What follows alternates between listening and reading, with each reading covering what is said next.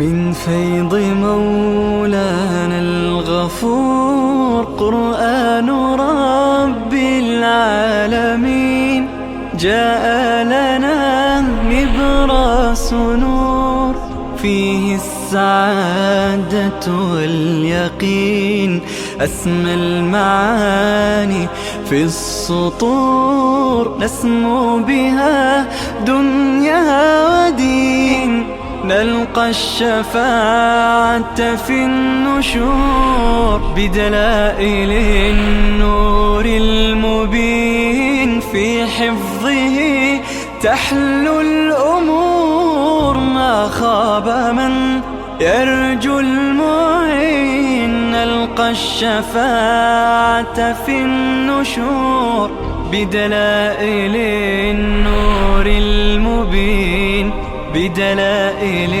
النور المبين.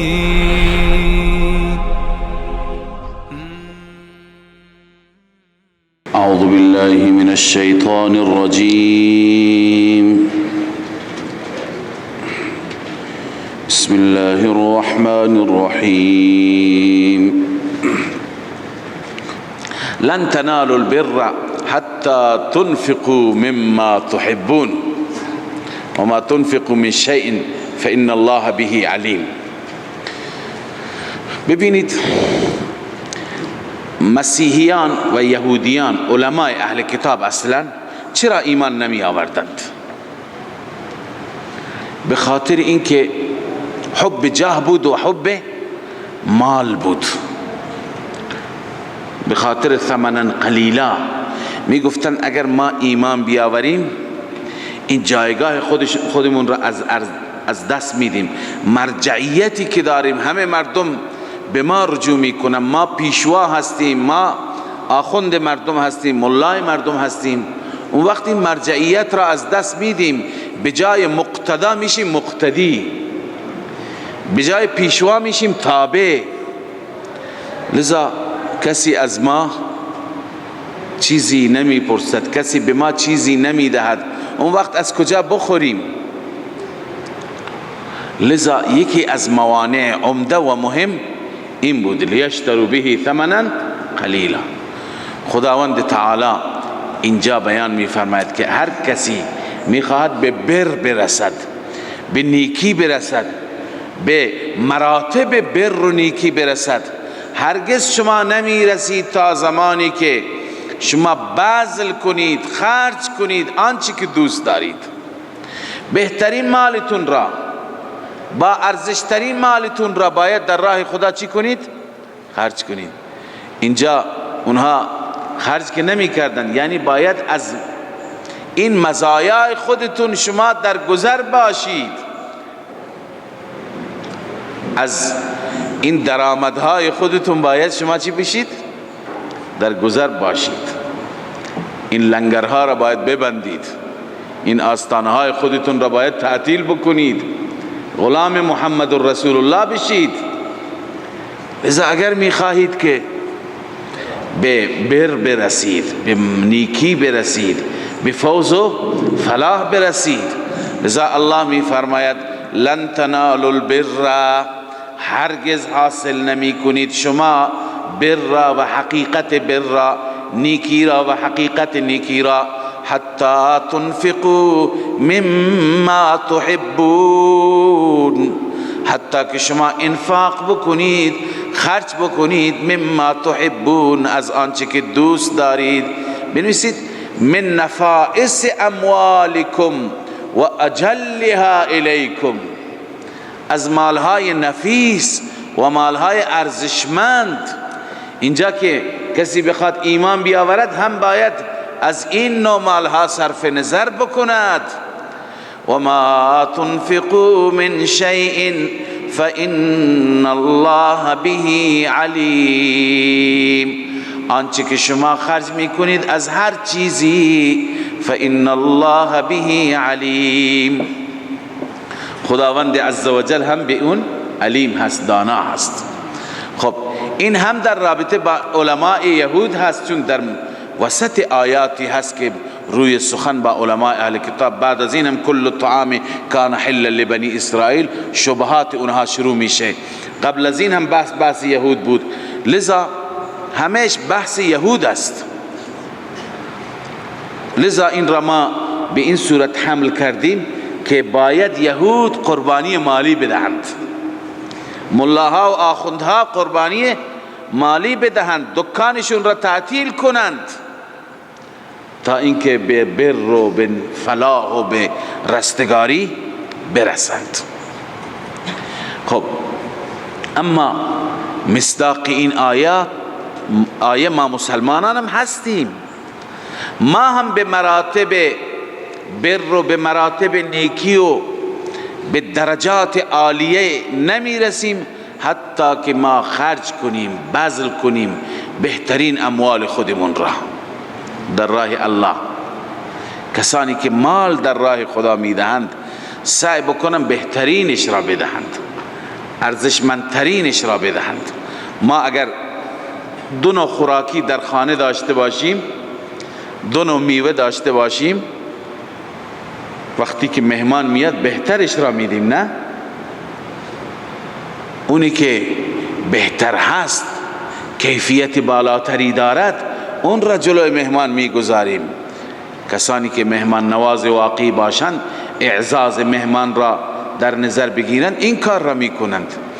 لذا وقتی که به خدا میدهیم و در راه خدا میدهیم، همون جنس بنجل را میدیم، اونی که کسی نمیخرد از ما، اونی که هیچ ارزش مالی ندارد، حتی متاسفانه به عنوان زکات، به عنوان صدقه انسان میدهد چیزهایی را که خودش دوست ندارد، خودش مصرف اونها را نمیخواهد. لذا این درست نیست. الله میفرماید شما به بر نمیرسید، شما انسان نیکنام و نیک صفت و نیک خصلت نمیتوانید باشید حتی که قربانی بدید اون چی که دوست دارید.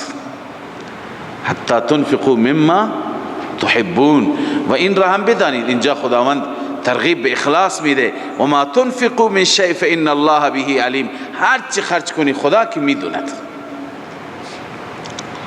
بله، کل الطعام کان حلا لبنی اسرائیل.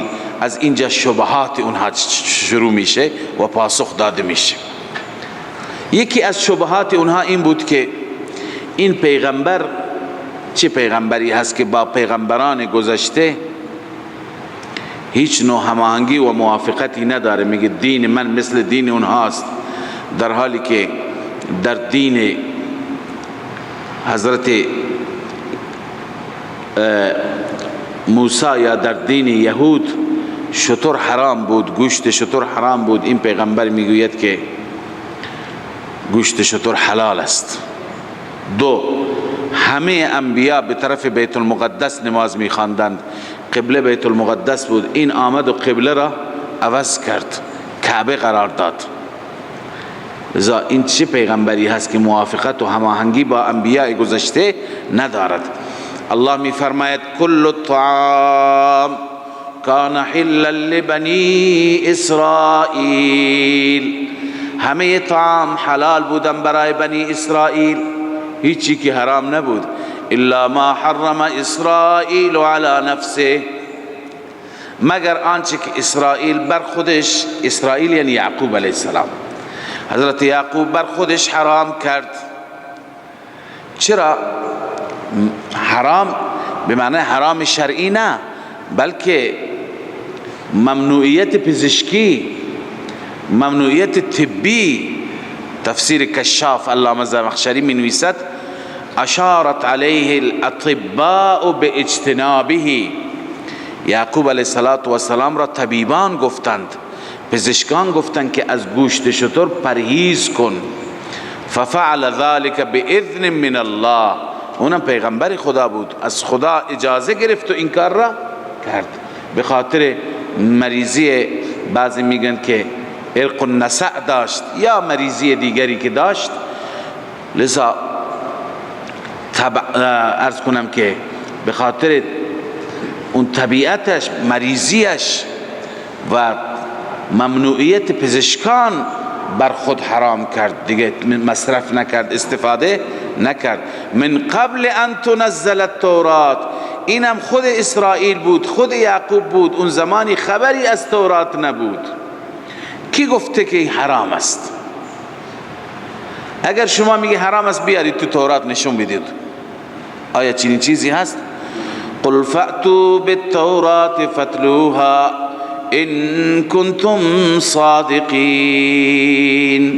الله می فرماید تورات را بیاورید تلاوت کنید اگر شما صادقید، اگر شما راست میگویید در تحریم شطور.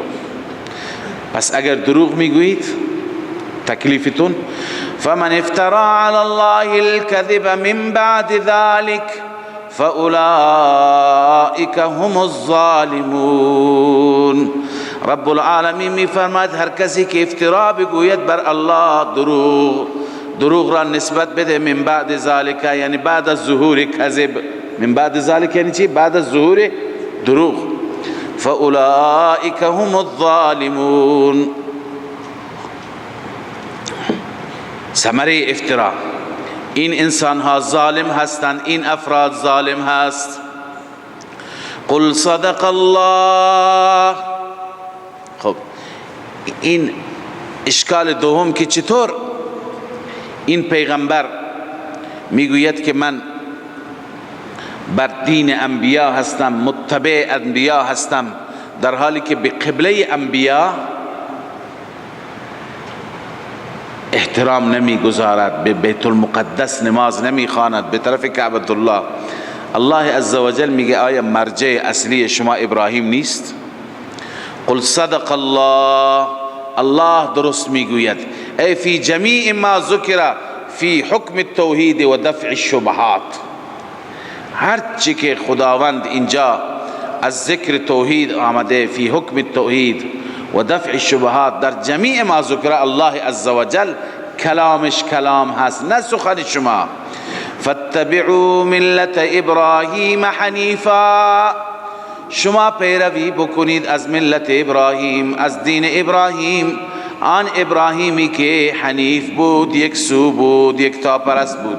و ما کان من المشرکین. تفسیر حنیف، نبود ابراهیم از مشرکان مثل شما همه پرست نبود، بلکه چی بود؟ یک تا پرست بود.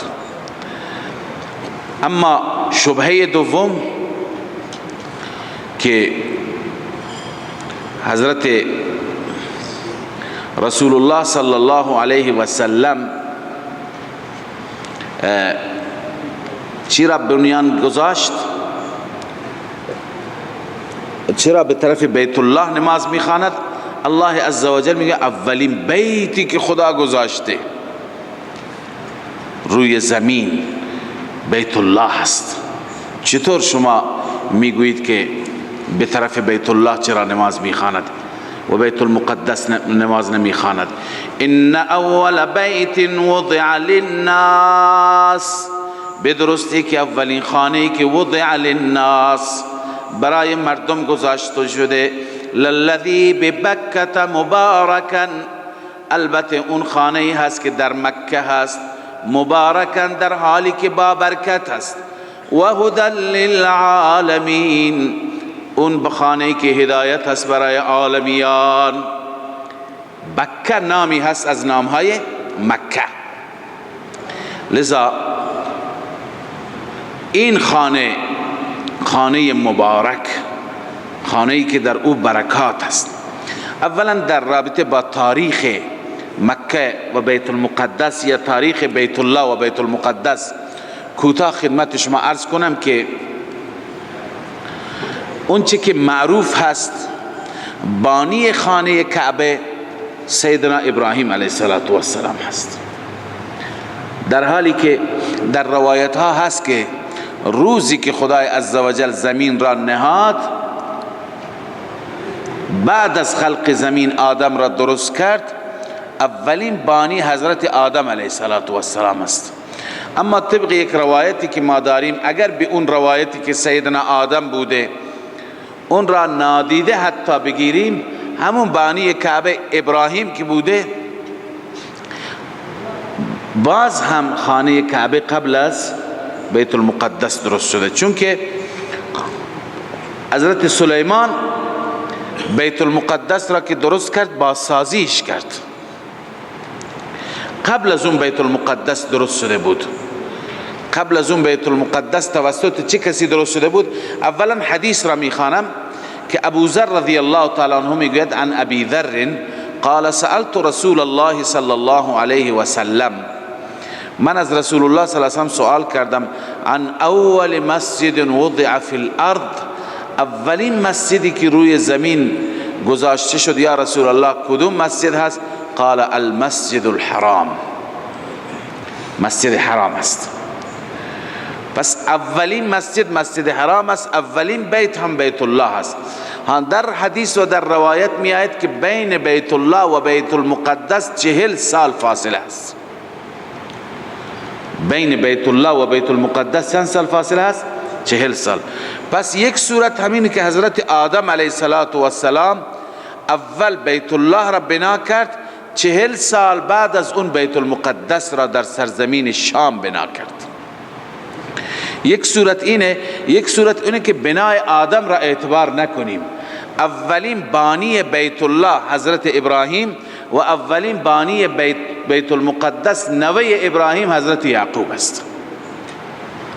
نوه ابراهیم که حضرت یعقوب است.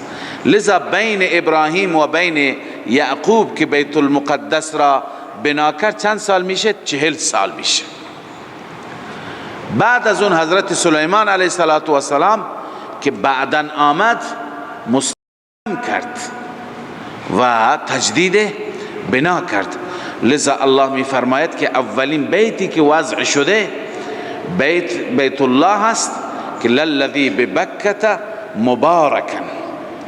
مبارکا چرا فرمود؟ تفسیر قرطبی نوشته جعله مبارکا لتضاعف العمل فيه. مبارک خدا میگه چون هر چیز برکت میکند، نه یکی به 100,000. یک نماز شما اینجا میخوانید یک نماز است، اونجا میخوانید چند نماز است؟ 100,000. پس لتضاعف العمل فيه، عمل اونجا چند برابر میشه. فالبرکت کثرت الخیر. پس برکت معنیش چی هست؟ کثرت خیر، خیر زیاد هست. قرطبی و بعضی گفتند تفسیر خازن نوشته قیل لأن الطاعات و سائر العبادات مبارک و برکت گفته شده چون که طاعات و همه عبادات تتضاعف، اونجا افزوده میشه و یزداد ثوابها عنده، در اون بیت و در اون مسجد ثواب اضافه میشه. خب بازم همون برکت شد.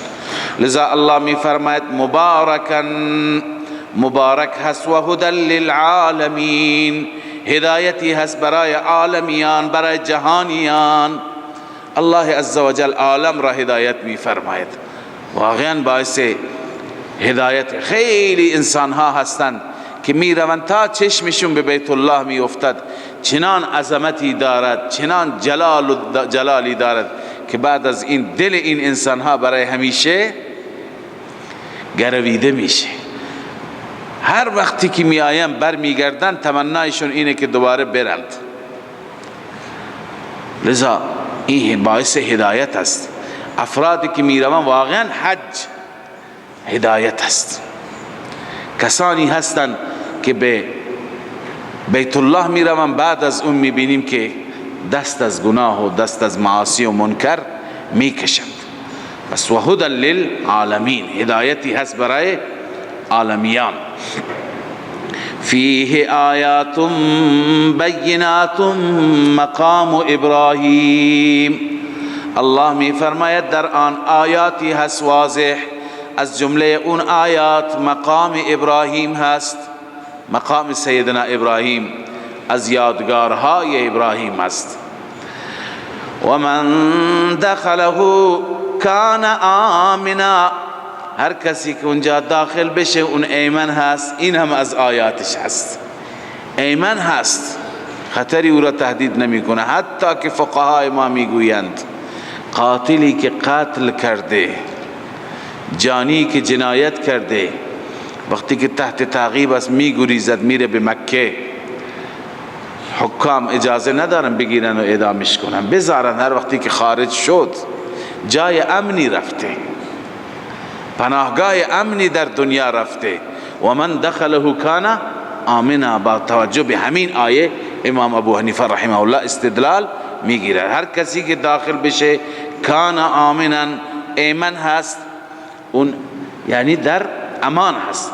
ولله علی الناس حج البيت من استطاع الیه سبیلا. ببین اینها علائم هستند، علائم حقانیت. اولین مبارکن، دومین فیه آیات بینات، و سومی چی هست؟ مقام ابراهیم که یکی از آیات بینات است. چهارمی و دخلوا کان آمنا. پنجمی ولله علی الناس، این آیه تشریعی هست. ولله علی الناس، برای الله هست بر مردم، یعنی این واجبی هست بر مردم. حج البیت یعنی قصد بیت الله و حج کردن بیت الله. این حج بیت الله برای چه کسی هست؟ شرط فریضه حج من استطاع الیه سبیلا، هر کسی که استطاعت داشته باشد به سوی آن. سبیلا این بدل هست از علی الناس. ولله علی الناس سبیلا، این راه حج بر مردم چی هست؟ راه حج. سبیلا سبیل الحج، راه حج است کسی که استطاعت و توانایی مالی داشته باشد. و من کفر فإن الله غنی عن العالمین. اما هر کسی که کفر بکند، اون از الله عزوجل از همه عالمیان غنی هست، نه تنها از او. ببینید و من کفر به چه معنی هست؟ یا به معنی کفر است یا به معنی کفران است. کفر یعنی کفر کردن به خدا، انکار، و کفران به معنی ناسپاسی. خب بعضی گفتن مراد از کفره انکار فرضیت حج است. و من کفره یعنی هر کسی که کفر بکنه بگه نخیر حج فرض نیست، حج لازم نیست. خب این انسان واقعا چی میشه؟ کافر میشه. و بعضی گفتند که کفره به معنی کفران است، ناسپاسی، یعنی این نعمتی که خدا بهت داده، سلامتی هست، مال هست، تندرستی هست، فراهم شدن راه بیت الله هست، باز هم به حج نمیری، این کفرانه، ناسپاسی است. خدا هم به تو نیازی نداره. فإن الله غنی عن العالمین، از تو نه از همه عالم تو خدا بی نیاز است. این معنی هست اگر به معنی چی باشد؟ کفران. اما اگر به معنی کفر باشد یعنی هر کسی فریضه حج را منکر باشد او کافر است. عنایت بفرمایید تفسیر مدارک چه نوشته؟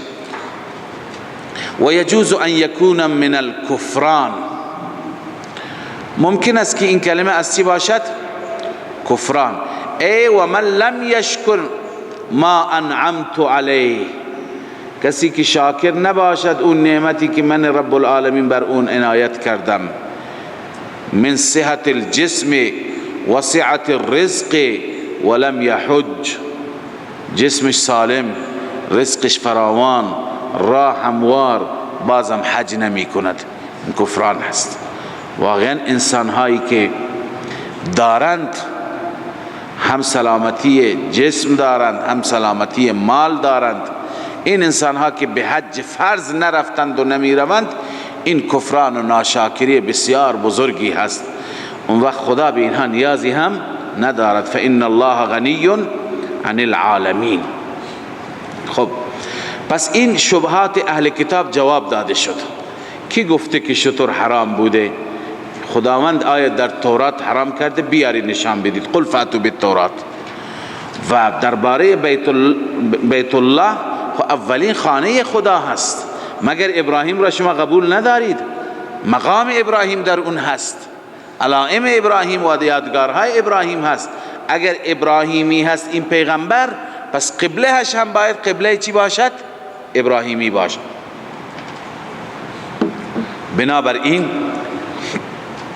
شبهات اونها پاسخ داده شد. الان چیزی برای اهل کتاب در گذشته هم شما در طول این سوره خواندید که شبهات مسیحیان نجران پاسخ داده شد، علماء یهود هم پاسخ داده شد، اینجا هم پاسخ داده شد. پس ما بقی موضع شبهه، جای شبهه و سؤالی نمانده. اکنون خداوند میگه بیشتر از این ضد نکنید. خداوند زجر بیان میفرماید چرا کفر میکنید؟ چرا مردم را از راه خدا باز داشتید؟ چرا در دلها شک و شکوک ایجاد میکنید؟ الله میفرماید قل یا اهل الكتاب، بین سپانیش عناد قوم با وجود این دلائل. قل یا اهل الكتاب، اعلام بفرما ای رسول الله صلی الله علیه و سلم، ای اهل کتاب، ای آخوندهای کتابی باسواد، لم تکفرون بآیات الله. دو تا مرض داشتن، یکی ضلال یکی اضلال. خودشون گمراه بودن، دیگران را هم گمراه میکردن. این بیان ضلال هست. لم تکفرون بآیات الله، چرا شما کفر میکنید به آیات الهی، آیاتی که الله نازل فرموده. والله شهید علی ما تعملون، فکر میکنی خدا اعمال شما را نمی بیند؟ الله گواه است بر آنچه که شما عمل میکنید. بنویسی پایینش فیجازیکم، بر این عمل کرد شما خدا شما را پاداش میده، جزا میده. لذا چرا شما کفر میکنید به این خدا؟ چرا منکر پیغمبرش هستید؟ چرا منکر توحیدش هستید؟ این مرض اول ضلال. و مرض دوم قل یا اهل الكتاب لم تصدون عن سبیل الله، ای اهل کتاب، ای ملاهای کتابی، لم تصدون، چرا مردم را باز می‌دارید از راه الله؟ لم تصدون عن سبیل الله، بنویسی الاسلام و احکامه، مردم را باز می‌دارید از راه اسلام و احکام اسلام. چطور مردم را باز می‌دارید؟ کان صدهم عن سبیل الله بالقاء الشبه والشکوک، باز داشتن از راه خدا چی بود؟ شبهات و شکوک را القا کردن، انداختن.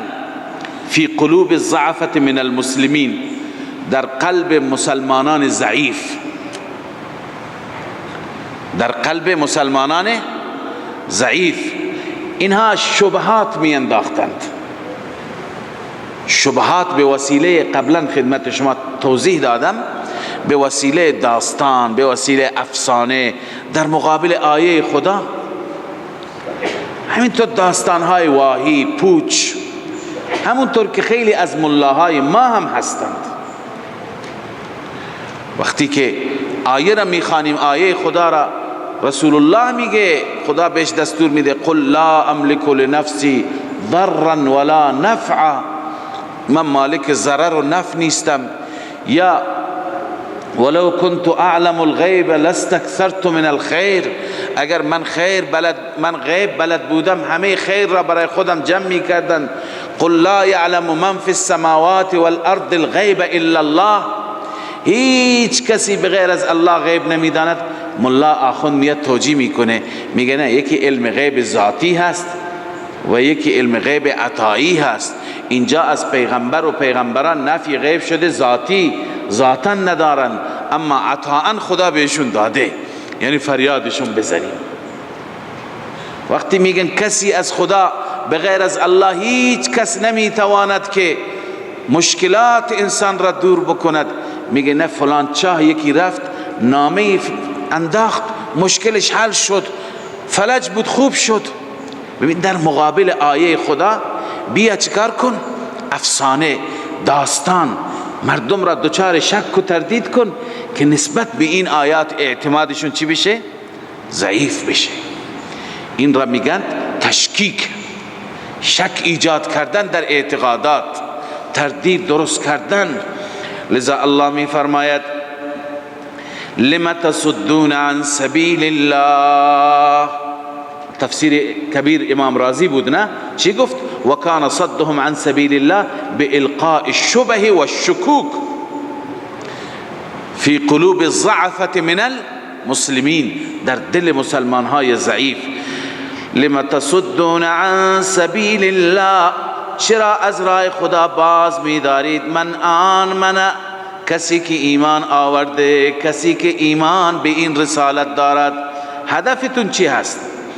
تبغونها عوجا، ای تلقون الشبهات فیها، شبهات را شما القا میکنید، تشکیک میکنید. و تبغونها عوجا، در آن سبیل الله شما عوج و کجی را میطلبید، میخواهید که مردم کج برند، راست نرند، بر صراط مستقیم نباشند، بر صراط کج باشند. تبغونها عوجا و انتم شهداء، در حالی که خود شما هم گواه هستید. گواهی چی هستید؟ خودتون گواهید که تورات این دین را تایید کرده. خودتون گواه هستید که تورات دین اسلام را و قرآن کتاب خدا را حق میداند. باز هم کسانی که بر این مسیر میآیند شما اونها را میخواهید از اسلام فاصله بدهید. و انتم شهداء، تفسیر قرطبی نوشته و انتم شهداء ان فی التورات مکتوبا، شما هم گواه هستی که در تورات نوشته شده که ان دین الله الذي لا يقبل غیره الاسلام، دین خدا، دینی که بغیر از او قبول نشود چیه؟ اسلام هست. شما هم میدانید. و ان فیه نعت محمد صلی الله علیه و سلم، و شما هم میدانید که در این تورات صفت محمد صلی الله علیه و سلم وجود دارد. و انتم شهداء، شما گواهید.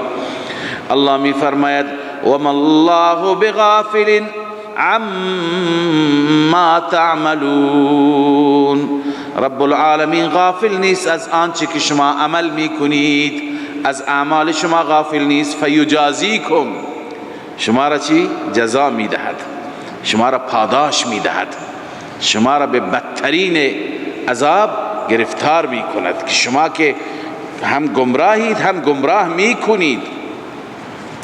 اما خداوند عزوجل اینجا مسلمانان را، کسانی که ایمان آوردن، اینها را برحذر می‌دارد که شما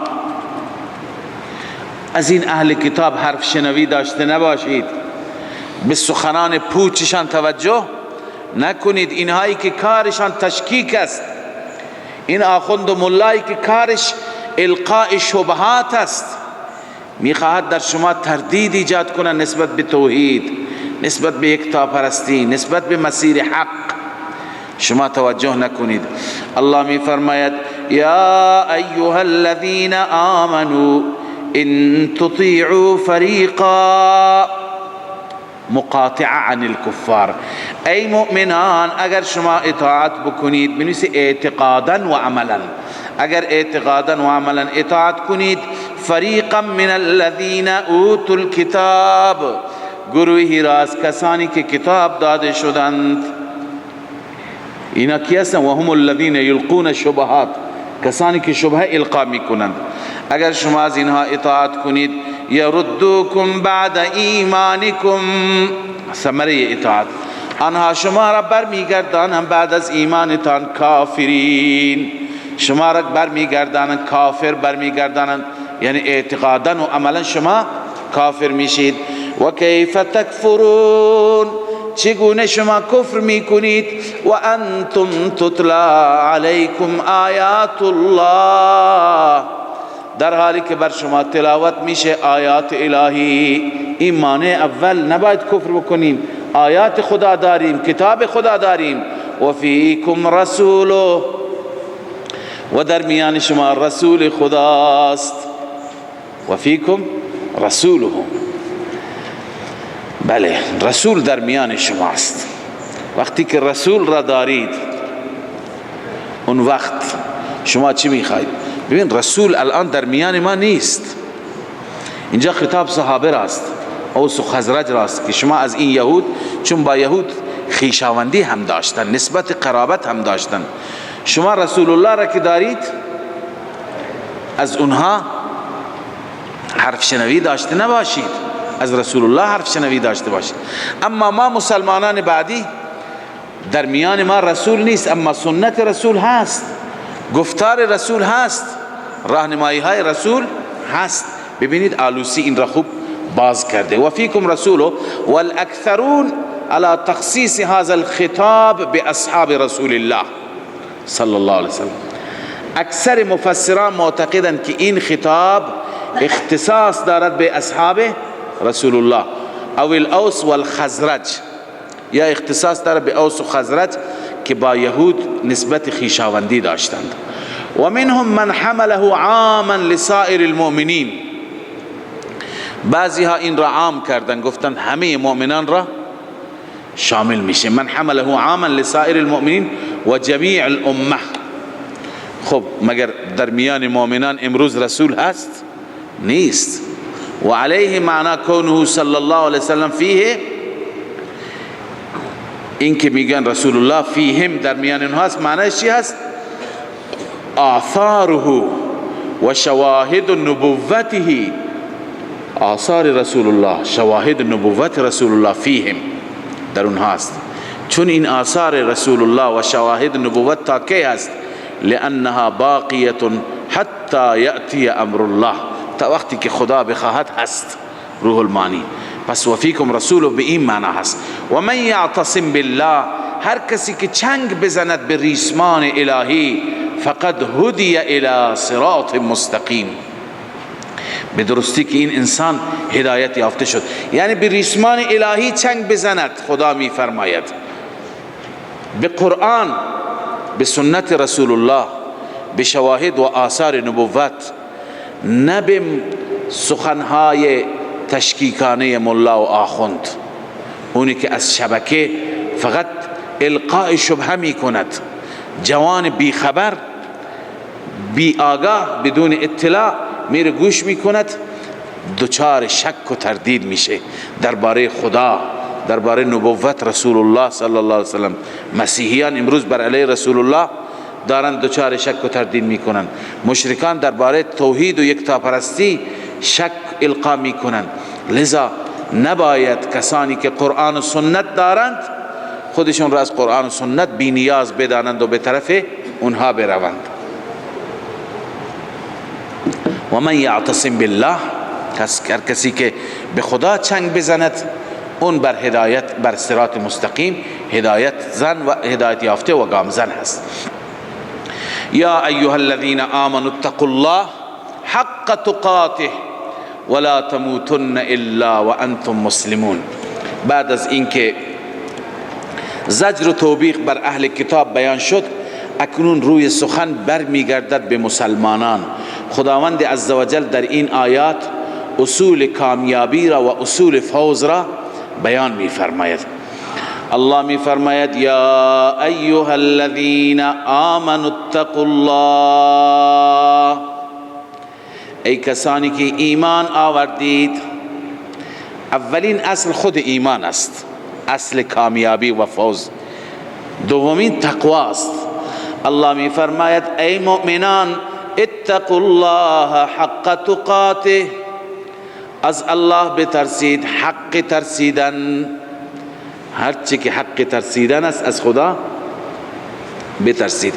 یک آیه دیگری داریم فاتقوا الله ما استطعتم، هرچی میتوانید بترسید. شاه ولی الله رحمه الله هم این مطلب را نوشته که بظاهر این دو تا آیه با هم تعارضند. اونجا به ما گفتند خداوند که به اندازه توانتون از خدا بترسید، توان شما اعتبار دارد. اینجا گفته که فاتقوا الله حق تقاته، حق ترسیدن را بترسید. حق ترسیدن شاید از توان ما خارج باشد. مثلا فاتقوا الله ما استطعتم معنیش چیه؟ حق تقاته معنیش چیه؟ حضرت شاه ولی الله اینجا تفکیک کرده، جدا کرده. حق تقاته در باب عقاید است. در باب چی هست؟ عقاید است، اعتقادات است. یعنی خداوند عزوجل را آنچنان باور داشته باش، آنچنان بهش ایمان بیاور که حقش هست.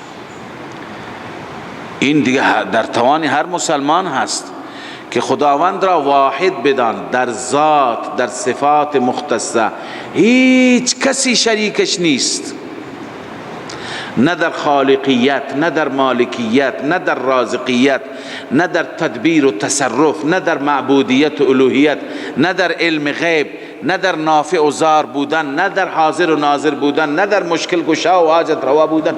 این صفاتی که مختصه هستند، حق تقاته، حق ترسش اینه که در این صفات، در اصول، در عقاید، اون چی که حق خداست تو باید باور داشته باشی. این آیت در توان هر انسان هست یا نیست؟ فلج باشد انسان هم این در توانش هست، مریض باشد هم در توانش هست. خدا را اونگونه که هست باور بکن، اونگونه که حق خدا هست ایمان بهش بیاور. پس این برمیگردد به چی؟ به عقاید. اما فاتقوا الله ما استطعتم، هر چی که میتوانید بترسید از خدا. اون در باب اعمال و عبادات است. در باب چی هست؟ اعمال و عبادات. مثلا نمیتوانی که ایستاده نماز بخوانی، معذور هستی، خب هر چی که میتوانی بنشین نماز بخون. نشسته نمیتونی نماز بخوانی، بخواب، استراحت کن و اشاره کن و نماز بخوان. وضو نمیتونی بگیری، معذور هستی، تیمم بگیر، اگر آب نیست تیمم بگیر، اگر هست. ولی مریضی چنانی که نمیتونی وضو بگیری، تیمم بگیر. فاتقوا الله ما استطعتم، معنیش اینه که در باب اعمال اونجا توانایی شما چی دارد؟ اعتبار دارد، ملاک است. اما در باب عقاید نه، اونجا دیگه شما باید به باورهایتون به اون چی که حق خداست باید برسد. اون را از کجا بگیریم؟ از قرآن باید بگیریم. لذا الله می فرماید یا ایها الذین آمنوا اتقوا الله، ای مؤمنان از الله بترسید، حق تقاته، حق ترسیدن را، ولا تموتن الا وانتم مسلمون. ولا تموتن بنویسید دوام تقوا. اول دعوت خود تقوا بود، اکنون دعوت چی هست؟ مداومت بر تقوا. تقوا تا کی باشد؟ تا جوانی، تا زمانی که ازدواج کردیم.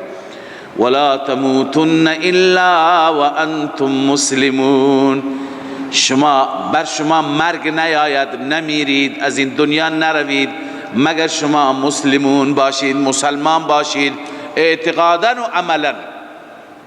جلاله نوشته موحدون، ولی خب اعتقادا و عملا، اعتقادا شامل چی میشه؟ توحید میشه، و عملا همون اخلاص در عبادات، تقوا. شما لذا تا آخر که نمردید شما باید تقوا داشته باشید. واعتصموا بحبل الله جمیعا ولا تفرقوا. اینجا خداوند این آیه را که واقعا و آیه وحدت است، به عنوان وحدت مسلمانان دستور میده. ببینید وحدت واجب است، دستور خداست، اما ببینید محور وحدت باید چی باشد؟ خب ما که با همه مسلمانان باید وحدت بکنند روی یک محوری که اون محور را باید همه قبول داشته باشیم. اگر در اون محور اختلاف داشتیم وحدت مشکل میشه. الله می فرماید واعتصموا بحبل الله، شما چنگ بزنید به ریسمان الهی. ریسمان الهی حبل الله همه تفسیر کردن قرآن. ریسمان الهی چی هست؟ قرآن هست. بحبل الله جمیعا، همه تان، ولا تفرقوا، متفرق نشید. ببینید وحدت ما بر چی هست؟ بر محور قرآن است. متوجه نمیشید چی دارم عرض میکنم. وحدت ما بر چی هست؟ محور قرآن است. یعنی به مطالب قرآن، آنچه که در قرآن آمده، چه از باب عقاید هستند چه از باب اعمال هستند، ایمانیاتند، عباداتند، بر اونها باید چنگ بزنیم، اونها را محکم بگیریم، همه متحد بشیم، هر چی که قرآن گفته بهش ایمان بیاوریم، باور کنیم، دیگه از خود اضافه نکنیم. پس محور بزرگترین دعوت قرآن چیه؟ توحید هست، نه یکتا پرستی هست. پس محور دعوت، محور وحدت توحید است. محور وحدت چیه؟ توحید هست. یعنی باید همه موحد باشیم، همه بر توحید محکم بچسبیم و متفرق نشیم. باید مسلمانان اینطور باشیم، و الا اگر یکی توحید را قبول داشت یکی قبول نداشت، تفرق میاد، جدایی میاد. آیه را میخوانیم، مینویسیم، پلاکارت ها، تابلوها، ولی بهش فکر نمی کنیم. الله میفرماید که شما چنگ بزنید به حبل الله، به کتاب خدا. این کتاب خدا را چنگ بزنید، عقایدش را پیاده بکنید در زندگیتان، اعمال و عبادات را پیاده بکنید. خود بخود شما چی هستید؟ متحد. ولا تفرقوا، بخاطر مسائل شخصی، بخاطر پست، بخاطر مقام، بخاطر منمنیت، بخاطر هوای نفس شما از هم دیگه جدا نشید. متوجه شدید؟ پس باید مسلمانان متحد باشند. متحد در چی؟ در عقاید. محور را محکم بگیرند، عقاید قرآنی، هر چی که قرآن گفته، محور را محکم بگیرند، وحدتشون را انشاءالله از دست. اما اگر خدای نکرده محور را رها کنند، به قرآن عمل نکنند، یکی به قرآن عمل میکنه، یکی دیگه به عرض کنم که نورالظلم شریف عمل میکنه، عقاید را از اونجا میگیره، از تحفه نسا میگیره، خب مشخصه دیگه اینجا تفرق. باید که عقاید را همه از یک جا بگیریم، از محورمون، بعد از اون اصلا تفرق و جدایی نمیاد. الله می فرماید واعتصموا بحبل الله جمیعا ولا تفرقوا. شما چنگ بزنید به ریسمان الهی، به کلام الله همگیتان، ولا تفرقوا، متفرق نشوید.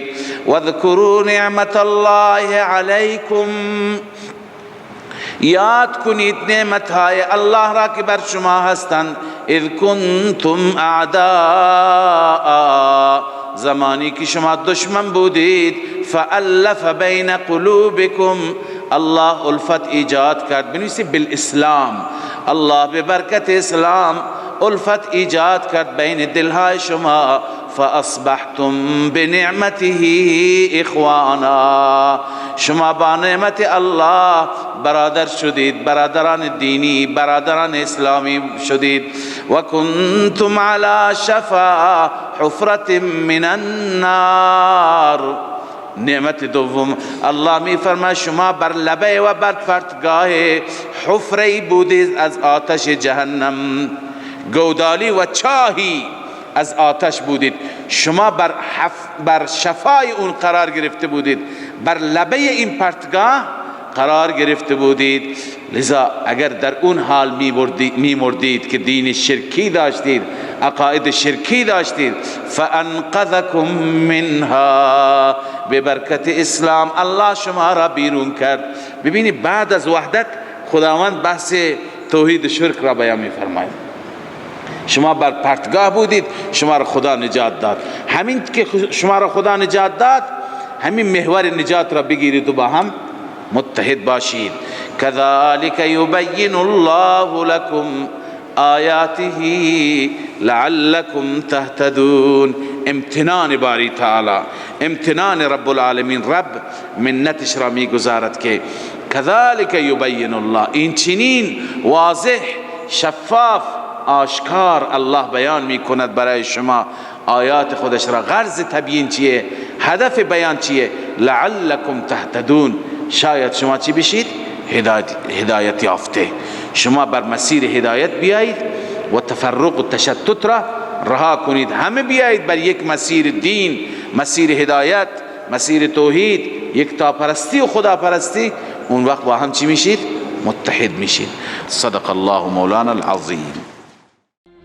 من فيض مولانا الغفور قرآن رب العالمين جاء لنا نبراس نور فيه السعادة واليقين أسمى المعاني في السطور نسمو بها دنيا ودين نلقى الشفاعة في النشور بدلائل النور المبين في حفظه تحلو الأمور ما خاب من يرجو المعين نلقى الشفاعة في النشور بدلائل النور المبين بدلائل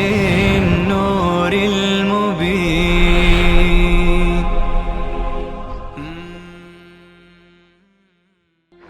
من فيض مولانا الغفور قرآن رب العالمين جاء لنا نبراس نور فيه السعادة واليقين